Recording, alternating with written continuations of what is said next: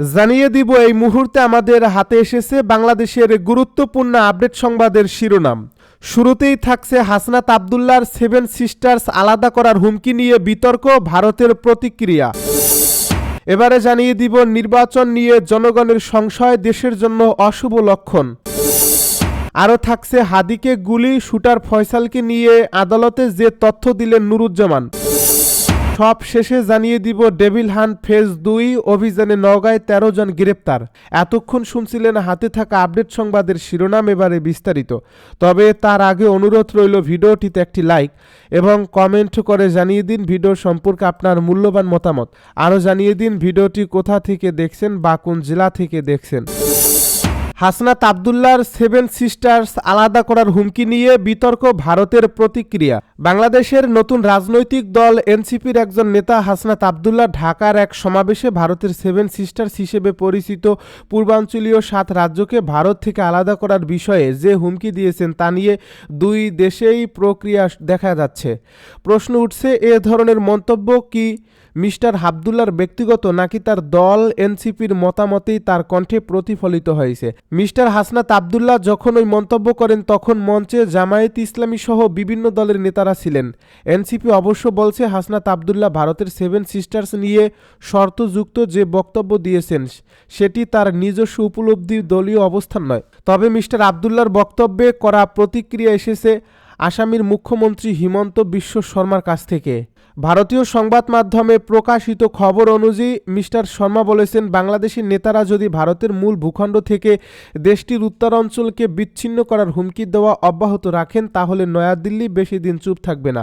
ওদিকে মিস্টার আব্দুল্লাহর বক্তব্যের পর আজ ঢাকার দিল্লিতে জুলাই ঐক্য নামের একটি ব্যানারে ভারতীয় হাইকমিশন ঘেরাওয়ের কর্মসূচির প্রেক্ষাপটে দিল্লিতে বাংলাদেশের হাইকমিশনারকে ডেকে পাঠায় দেশটির পররাষ্ট্র মন্ত্রণালয়। এর আগে গত রোববার ঢাকায় ভারতীয় হাইকমিশনার প্রণয় বার্মাকে বাংলাদেশের পররাষ্ট্র মন্ত্রণালয় তলব করেছিল।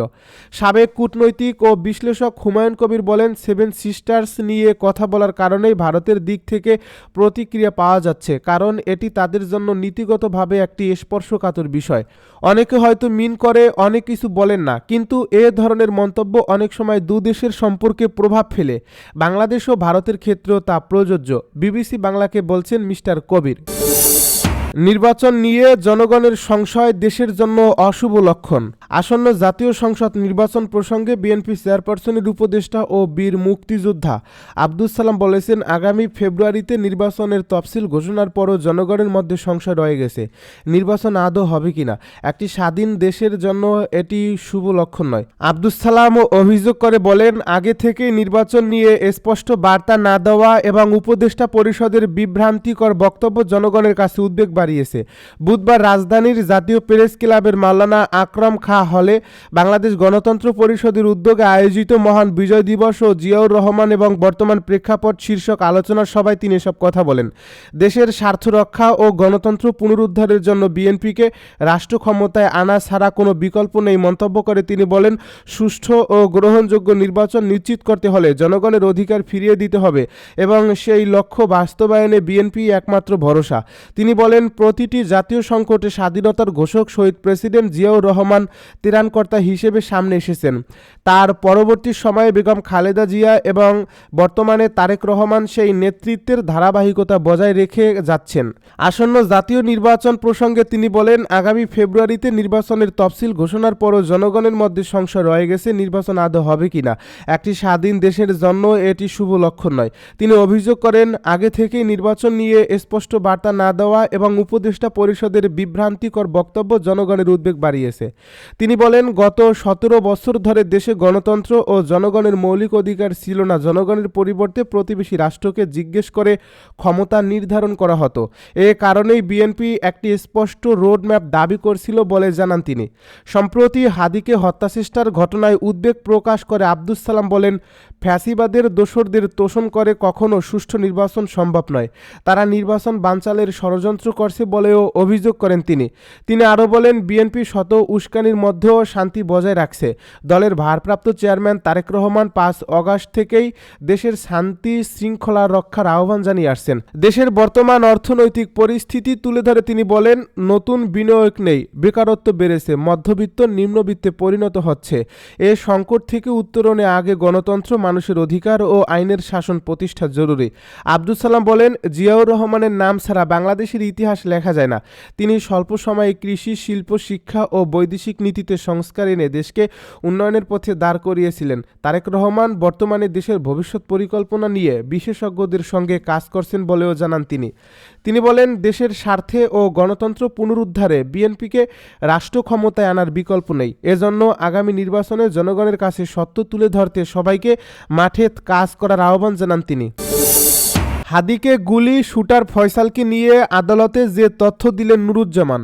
ইনকিলাব মঞ্চের আহ্বায়ক শরীফ ওসমান হাদিকে হত্যাচেষ্টার ঘটনায় মূল অভিযুক্ত ফয়সাল করিম মাসুদকে মাইক্রোবাস ভাড়া দিয়ে পালাতে সহায়তা করা মোহাম্মদ নুরুজ্জামান নোমানী ওরফে উজ্জ্বল আদালতে চাঞ্চল্যকর তথ্য দিয়েছেন। বুধবার সন্ধ্যায় ঢাকার অতিরিক্ত চিফ মেট্রোপলিটন ম্যাজিস্ট্রেট জসিতা ইসলামের আদালতের নুরুজ্জামান নোমানীর রিমান্ড শুনানি হয়। এদিন মামলার তদন্তকারী কর্মকর্তা ডিবি পুলিশের পরিদর্শক ফয়সাল আহমেদ তার 5 দিনের রিমান্ড চেয়ে আবেদন করেন। এ সময় রাষ্ট্রপক্ষের আইনজীবী ওমর ফারুকি রিমান্ডের পক্ষে শুনানি করেন। শুনানি শেষে বিচারক আসামির 3 দিনের রিমান্ড মঞ্জুর করেন। রিমান্ড শুনানিতে মোহাম্মদ নুরুজ্জামান নোমানী জানান, হাদিকে হত্যাচেষ্টার মামলায় প্রধান সন্দেহভাজন ফয়সাল করিম মাসুদ 12 ডিসেম্বর ঘটনার দিন একটি প্রাইভেট কার ভাড়া করছিলেন। সেই গাড়ির চালককে 3 বার 3 স্থানে আসতে বলছিলেন তিনি। প্রথমে গাড়িটিকে আসতে বলা হয়েছিল ঢাকার মৎস্য ভবনের সামনে, কিন্তু জুমার নামাজের পর গাড়িটিকে আসতে বলা হয় আগারগাঁয়ের বিএনপি বাজারে। সবশেষ ধামরাই উপজেলার কালামপুরে যেতে বলা হয় গাড়িটিকে। সেখান থেকে গাড়িটিতে উঠে ময়মনসিংহে যান ফয়সাল। গাড়ি ভাড়ার সূত্র ধরে ফয়সাল করিমের সঙ্গে পরিচয় হয় বলে দাবি করেন নুরুজ্জামান নোমানী। তিনি বলেন, গত 3 মাস ফয়সালের সঙ্গে তার সরাসরি দেখা হয়নি, হোয়াটসঅ্যাপের মাধ্যমে তিনি গাড়ি ভাড়া দিতেন। নুরুজ্জামান বলেন, 9 মাস আগে থেকে গাড়ির ভাড়া নেওয়ার সূত্র ধরে অনলাইনে হোয়াটসঅ্যাপে ফয়সালের সঙ্গে সম্পর্ক হয়। আমি তো দিছি ভাড়া, কিন্তু উনি কি করছে আমি বুঝতেছি না। হাদিকে হত্যাচেষ্টার দিন ফয়সাল পারিবারিক কারণ দেখিয়ে গাড়ি ভাড়া করতে চান বলে জানান নুরুজ্জামান। তিনি বলেন, সেদিন তার সব গাড়ি ট্রিপে থাকায় তিনি ফয়সালকে প্রথমে না করে দিয়েছিলেন, কিন্তু পরে তার বন্ধু সুমনের গাড়ির ব্যবস্থা করে দেন। নুরুজ্জামান বলেন, ফয়সাল প্রথমে গাড়িটি মৎস্য ভবনের সামনে পাঠিয়ে দিতে বলেন। গাড়িটি সেখানে পাঠানো হলে তখন ফয়সাল বলেন, ভাই একটু সমস্যা, মৎস্য ভবন যাব না, আপনি জুমার পরপরই বিএনপি বাজারের সামনে গাড়িটা পাঠিয়ে দিয়েন। পরে বিএনপি বাজারের সামনে আসার পরে দুষ্ট লোকটা বলে, ভাই আমি তো ওখানে থাকবো, উনি আসছি কিনা, খালি গাড়িটা আপনি কালামপুরে পাঠান। এরপর নুরুজ্জামান চালক সুমনকে ফোন করে গাড়ি নিয়ে কালামপুরে যেতে বলেন। বিচারক বলেন, ড্রাইভারকে চেনেন? নুরুজ্জামান বলেন, জি। ড্রাইভার কোথায় আছে জানেন? নুরুজ্জামান বলে, তাকেও আনা হয়েছে, তিনি ডিবিতে আছেন।